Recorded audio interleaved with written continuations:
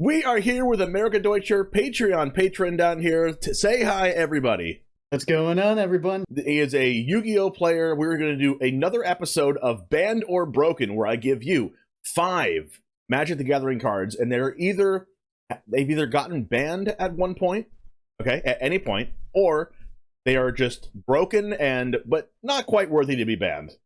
Are you ready to see which cards actually cross the line and actually being banned? Yes, sir. I'm ready. Okay. Tell everybody how much Magic the Gathering knowledge before we get started that you actually know going into this. Well, I've never actually played the actual TCG, but I've seen a lot of content creators like Magic the Noah, the Professor, Nikachu, thanks to this guy right here, and him himself. And yeah, so I know the basics. You need lands for mana. You need mana to do anything. And then Yep. the first one to get to 0 wins. The first one to get their opponent to 0 wins. Okay. Yes, and you know how attacking works? We have to choose attackers all at the same time and choose your directions for attacks at the same time, and then your opponent gets a chance to block with their creatures, like that kind of stuff. Right. Okay, awesome. We have the basics down. Let's go ahead and see which cards you think are banned or not, starting with the first one. All right, so we have expressive alliteration. Is that what it says? Iteration. Iteration. Okay. Top 3 cards of your library. Oh my goodness. Put one of them into your hand. Put one of them into your hand, but put one of them on the put one on the bottom of your library. And exile one of them. You may play the exile card this turn. Oh my goodness. So right off the rip, this sounds like a pot of prosperity. Similar. Yeah, it's similar. Although, except for the exile, you can play it after its exile part. So it's kind of like Goldstark and Prosperity combined. Yeah, kind of. Yeah. All right. So it takes one raindrop and 1 red. Yeah, we call that 1 blue and 1 red, or 1 island and 1 mountain. Right. Island and a mountain. All right. So this is off rip. First one. The Yu-Gi-Oh part of my brain is saying it's good, but is it that? But now we have to do this with MTG logic. Well, right. Let's see. All of these 5 cards, when they show you, are good. But which ones have... Oh. But do you think it's banned or not? Oh, okay. So if it's playable, or if it has ever been banned or not? Like, is it just a broken card, or has it ever been banned? Top 3, put one of them back. Yeah, it's hard. It's hard. It's the first one too. Wow. I'm gonna go with it's playable. I'm gonna go with it's not banned.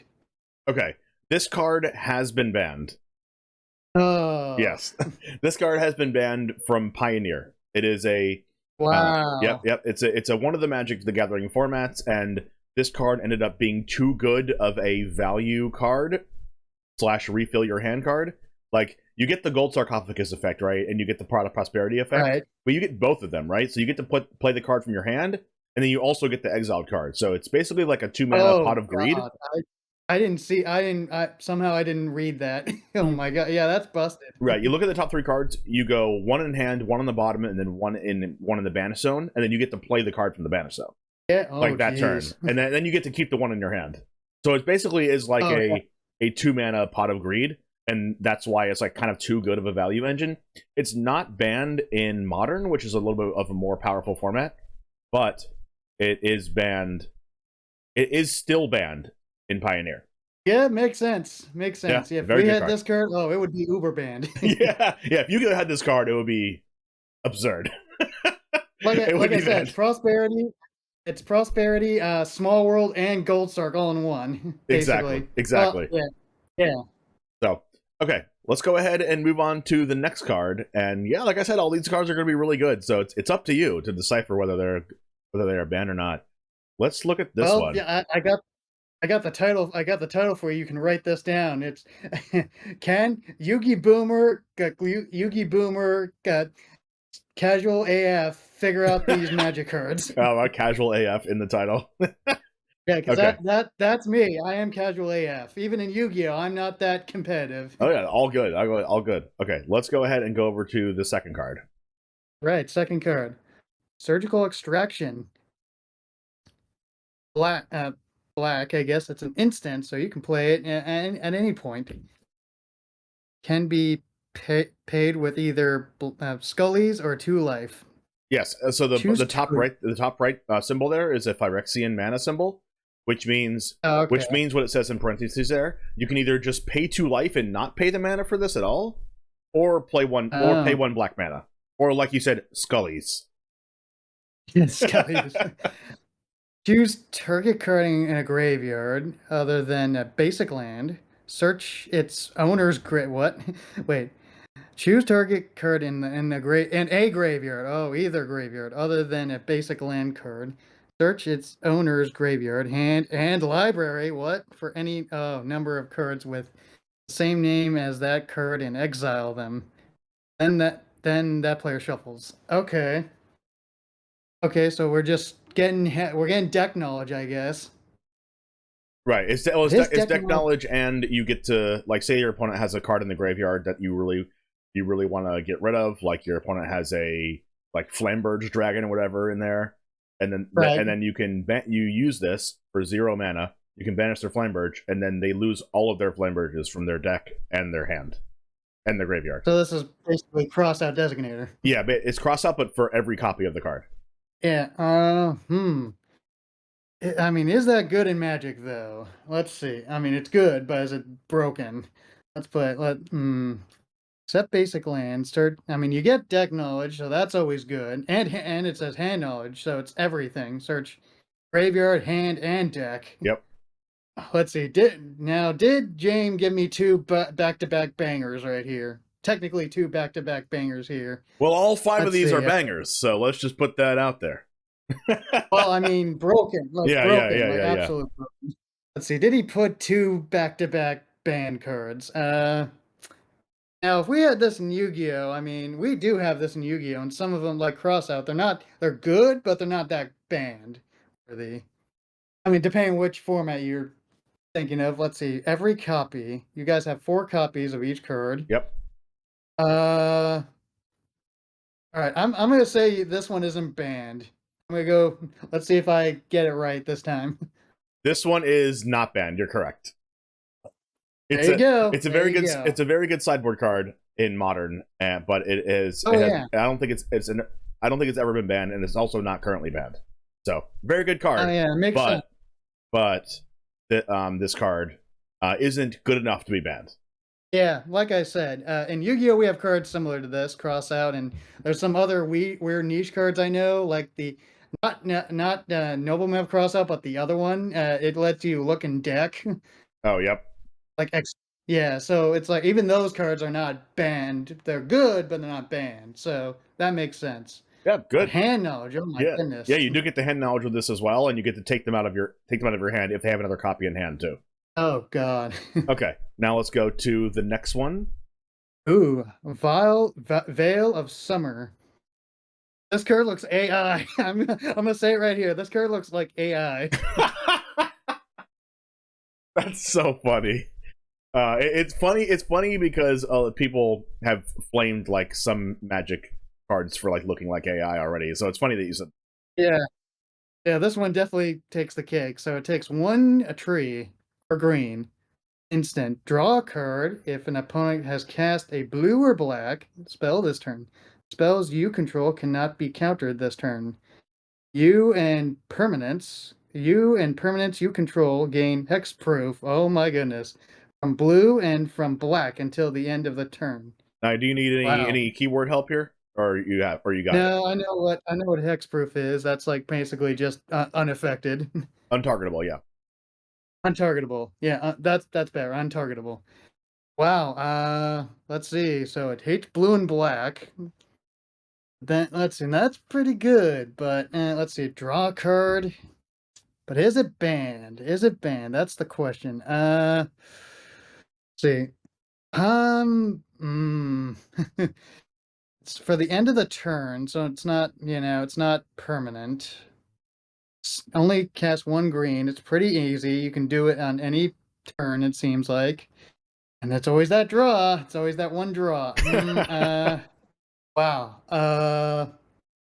I'm going to say it's banned this time. I'm going to say this one's banned. Well, because for a turn, making things untargetable by black and blue, at least for blue, that's good. Black, it's like, I mean, I know red can pretty much, and any other color can pretty much roll over this, but, blue seems to be pretty popular.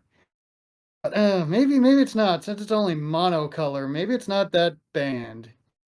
Uh, no, I'm still gonna go with its banned. It's like, it makes it everything untargetable, and you can always draw a card, that's always good. But then again, drawing cards in Magic isn't like it is in our game. Drawing cards in Magic is not as good as drawing cards in Yu-Gi-Oh, but it's still good. Right. It's still good. It's still good. I'm gonna still say it's banned. It's like, it just seems like a card that blue and black players would hate. That is true. Blue and black players do hate this card, and yes, it has been banned See? before. Yeah, 2 for 2. Yeah, let's go. 2 out of 3. 2 out of 3. I'm good. Yes, yes, you are currently 2 out of 3, 2 and 1 with the banned and unbanned. Veil Summer is currently banned in Pioneer, just like Expressive Iteration is. Veil Summer is legal in Modern, and it's a very annoying card to play against because you cast a black spell, like you can cast a Thoughtseize and then look at their hand and take a card out of it, and they can respond by casting Veil Summer. It says you get hexproof as well, so they can't even look at your hand anymore. And then they still draw a card since it's a black spell. Also, you can protect your things from getting countered, like Indomitable Creativity decks in Modern play this card to protect their combo from getting countered and things. But in Pioneer, it is too high of a power level, and it is banned. So good job on this one. Yeah, it makes sense. Makes sense. I was thinking, like, because I know there's like different color cards, so I was like thinking, maybe it doesn't affect those. Maybe just this is a mono, but then it's like, no, this is too good. Very good, very good. Okay, let's go to the fourth card. Ooh, red. Underworld Breach. 1 and a red and mountain. 1 in a mountain. You can call it red. We call it red too. Red. All right. Each non-land card in your grave has escape. Okay, what's escape? It will explain. Oh, the escape cost is equal to the card's mana. Wait, the escape cost is equal to the card's mana cost plus exile 3 other cards from your graveyard. So this thing just is. So then, wait. So this thing becomes. No, wait. Each non-land. So now you're. Oh, so now every other card has the same cost as whatever. As your non-land cards? Is that what this is saying? No, it's saying, like, say you have like a card in your graveyard that's like 2 mana, right? You can play Underworld Breach, and then it says you can every non-land card in your graveyard gains the keyword escape, which means you have to pay the mana cost of the card and then exile 3 other cards from your graveyard, like banish 3 other cards from your graveyard, to like recast it out of your graveyard. Oh, okay. And then it says in parentheses, you may cast cards from your graveyard for their escape cost. So, like, it lets you cast cards from your graveyard by banishing 3 other cards other than itself. And then at the beginning of your end phase, you have to sacrifice this. Put it in the grave. I mean, it's very low. It's only 1 and 1 whatever and 1 red, so it's pretty cheap. But it's like that. It seems like it's doing a lot. You got banish 3, and then everything else becomes that, and it's like seems like a lot. Seems like it's doing a lot, but not really a payoff. I don't know. It seems like it's doing a lot without a payoff to me. And then we have to exile 3, so you lose 3 cards. I'm gonna say this one's not banned. I'm gonna say this one's not banned. Okay, you're saying that like the process to make this card good is like too like expensive of a cost by exiling the 3 out of your graveyard to make it worthwhile, basically. I just well, maybe this is just me not knowing all about Magic, but it just doesn't seem like it's really doing a whole lot. It's like, let me read this again. Like, it seems to me like you're thinking that, like, exiling 3 extra cards from your graveyard every time you would cast something from your graveyard is kind of a big price to pay, right? Right. Well, especially for you guys, because you guys, like, when they're gone, they're gone. Yeah, they are. If they're gone, they're gone. There's like a couple really weird exceptions, but like, if they're gone, they're gone. They're usually in Magic. Of course, as usual. Yeah. Maybe because now I'm reading the parentheses part, because then it says you can cast cards from your graveyard. So other cards, so maybe that's the effect that I'm trying to get. It can activate other cards from the grave. So maybe actually this isn't that bad. Maybe this isn't that, let's see. Like the play pattern with this card is like you play it, and then it's an enchantment, so it like stays in the field like a continuous spell. But you just have to put it in the graveyard at the beginning of the end phase. But like during your turn, it'll stay there, so you can like kind of keep casting things from your graveyard. But you do have to pay the mana still for the cards that you play out of the graveyard, and you have to banish 3 cards out of your graveyard for 3 different cards out of your graveyard for every card you cast. Yeah, that sounds good, but it doesn't sound broken to me. It's like doesn't. I'm gonna go with it's not banned. That's my final thing. Okay, this card has been banned. Yep. This card is currently banned in one of the most powerful formats of Magic, Legacy. Oh goodness. Yes, this is banned in one of the most powerful formats because you play this, and then there's a lot of 0 mana cards in Legacy, and also cards that let you refill your graveyard. There's like cards that say like whenever you cast a spell, look at the top card of your deck, and you can put it in the graveyard. You can kind of go almost infinite with Underworld Breach. With a card like that, and also I don't expect you to know this, but there's a card called Thassa's Oracle in Magic. It says when it enters the battlefield, if you have like no cards left in your deck, you win the game. It doesn't actually say that. It doesn't actually say that, but I'm paraphrasing it for the Magic players watching. Yeah. Paraphrasing. I'll show Thassa's Oracle on the screen right here for everyone to read it. But there's a combo with this to where you can kind of mill your whole deck. And then cast and then cast Thassa's Oracle from the graveyard, and then win the game. Yeah, that sounds broken out. I should have known, because I know that there are 0 mana cards, but I don't know. It just seemed like, to me, the way my brain was thinking is like, you gotta cast things, and then you gotta pay the cost. That's kind of why I was going at first. It's like, you gotta pay the cost of the card in the grave, so it's like you're draining yourself. But then I forgot to think, oh yeah, there's a lot of 0 mana card cost. 0 cost mana cards. Yep. Yeah, there's a combo specifically with Thassa's Oracle that is Underworld Breach, Lion's Eye Diamond, which lets you like discard your whole hand and put the Lion's Eye Diamond in the graveyard to add 3 mana of any color, kind of like Black Lotus, but you have to discard your hand. And Brain Freeze, which is a card that has Storm, which is like when you cast this, copy it for every spell you've cast this turn, and you can mill someone 3 cards for each spell you've cast this turn. So you cast a whole bunch of spells, mill your whole deck, and then cast the Lion's Eye Diamond back. And since you milled your whole deck, you have enough cards in your graveyard to exile to this Underworld Breach infinitely, basically. So then you can make infinite mana, and then because you have the infinite mana, you can cast the Thassa's Oracle from your graveyard. So it's a very good combo. Gee. Yeah. Yeah, I can see it now. Yeah, you can see it now. Okay, so we're currently 2 for 2. Okay, let me know in the comments down below if we can get you to 3 and 2, okay? Do we have some believers? Do we have some doubters? Let's go to the last card, and it's a good one. All these cards are good. I really like this card. This card is this one. Very interesting card. Weasel Brand.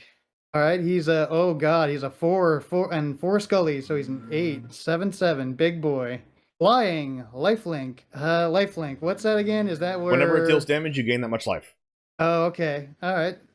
Pay 7 life. Draw 7 cards. God. Okay. All right, so he's a beefy boy. He's flying. Remind me again what flying does. Does it just make it so he can fly over? I mean, like, literally fly, like, direct damage? Literally, yeah. It can't be blocked unless your opponent's creature also has flying or another keyword called reach. Oh, okay. So it's like Tunes. It is kind of like Tunes, yeah. Where it just like can't you can just attack your opponent directly. Basically. Okay. So it costs like 8 to summon this thing. Actually, I just learned this from the last video. I just learned this from the last video that Tunes were created because of Magic the Gathering. It gave them summoning sickness. It gave them summoning sickness, so they can't attack right away, and they attack directly. Oh yeah. So Tunes were kind of like a mock of Magic. That's why they made them. That's what I heard at least. Yeah, the OG. Why did the OG Tunes make you burn though? What was that? Yeah, no clue. All right. Well, so let's see. This guy's big. He's got 8. He's cost 8 to summon him. Let's see. He can't be blocked. He can gain life for you, and if you pay 7 life, you can just draw 7 cards. But as we said before, I mean, drawing's okay in Magic, but not like it is in our game. It's not uber broken. Well, But drawing a couple cards or drawing one card isn't very good. But this is 0 mana, draw 7, which is obscene. It's like right, one of the best draw cards in all of Magic. really, okay, Like paying 0 mana to draw 7 is actually broken. yeah. But is it worth paying the life though? You might be down, you might be down 8, and then you want to pay, and then you want to be on 1 life. Exactly. The cool thing about this card is also has lifelink, and it has 7 power, so you like gain all the life back, which is a super cool part about this card. I don't know. It seems like it has a lot, but it seems like this might be a bait. It's like, yes, the drawing's insane, but it's like costs a lot to summon, and it's like I said, I know, like in life, it's you only need the last one, and this thing gains a life, so it does that. But it's like it seems to do a lot, and I don't know. It's good, but it is on the good scale. So what part of? Hmm. Let's see. 2 for 2. Is this the card that's going to be banned, or is this the card that's going to? Hmm. You know what? I have something here. You know, roll a die. You shake an 8-ball. Oh, even better. I'm gonna flip a coin. Oh my god. Okay, so you're Well, basically on the borderline of you have 50-50. no idea whether it's banned or not. Yes. This is that level borderline. Okay, well, for the fun of the show, you gotta give me the answer that you think it is, and then you can flip a coin. Okay. Shot in the dark, just random guess. Off rip, I just think it's good, but not banned. That's off rip. That's what I'm thinking, Okay, predicting. I think this is like a bait. It's like it costs a lot to summon because I think it costs a lot to summon, and even though drawing 7, like you said, is bonkers, it's like, is it really worth? Like if you're in the later game, and you got down life, and it's like it doesn't have any protection. It doesn't have. It's just a big guy with a lot of effects. It doesn't have any protection to it. So if right, someone gets rid of this thing and you pay the 7, you're dead. right, because you can't attack with it and then gain the life back, right? Right. So that's off rip. But here we're gonna let All right, what does Blue the Eyes coin decide. land We're on? gonna let if it lands on heads, it's banned as hell. If it's land on tails, it's not. Okay, sounds good. Is it banned as hell or not? Here. All right, what is it? All right, let's see what it is. It's tails. It's So that tails. means it's not I mean, banned. this is not banned. So, fortunately, okay, fortunately, Huh? Here, let me get rid of my for your before it coin saves. and your suspicion, this card is not banned. So good Yes, job. I Let's got it. go. So I did it. your coin was right, and also your suspicion was right. This card is Blue Eyes very never lets me down. Blue Eyes never This is lets you why I down. tried to stand. Let's go. 3 for 2. All the believers rejoice in the comments. Let's go. 3 and 2. Let's go. Yeah, Grizzlebrand is a very, very good card. One of the best payoffs to bring back out of your graveyard, called Reanimating in Magic, of all time. It is one of the best ones of all time. The flying lifelink, pay 7, draw 7 is all broken, okay? But usually you're never paying 8 mana to cast this out of your hand, like you said, and you're never ever doing that. Yeah. The only way you're ever putting this in play is by cheating it out in some way, whether it is from your hand or whether it's from the graveyard. Usually it's from the graveyard currently in Modern, where you play a card like Goryo's Vengeance. I'll put that card right over here. And it just like basically says bring a creature from your graveyard back into play. And then you can use the effect and draw 7 and everything. Which is a very good deck. But this card is not banned, so great job. Yeah, I figured that. I figured like the cost to summon this is too big. It's like I didn't really think there was a way you could cheat it out because it's not like in our game where we can like cheat things out willy nilly. Yeah. But Yeah, you can't cheat things out willy-nilly in this game, but you can, with some setup and some certain cards in your deck, cheat things out. right. So yeah, I was like, with that knowledge, I'm like, there's no way you can cheat this out. So it's like too big. It's too big. It's too much cost, and it doesn't have any protection. So, like I said, if you destroy this thing, all of a sudden that's set. You better have 7 good cards in your hand, or this thing's gonna kill you. Yep, 100%. Okay, well, America Deutscher, thank you very much for coming on the show. You did great, 3 and 2, and you get one. Let's go. W's in chat. W's in chat. Yeah, you do get to do 1 video per month. So, and I might be doing a special Patreon episode next month. It depends on how I'm feeling.